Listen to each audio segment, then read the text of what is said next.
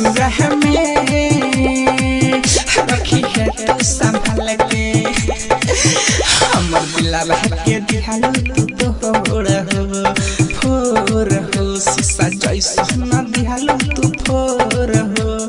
तोड़ हो ए पूजा दिल ले चाहिए काढ़ा के ससुर में रखी है तू संभाल के हमर दिलवा के दिहालू तू फोड़ हो शीशा जैसा न दिहालू तू फोड़ हो तोड़ हो ए पूजा दिल ले चाहिए काढ़ा के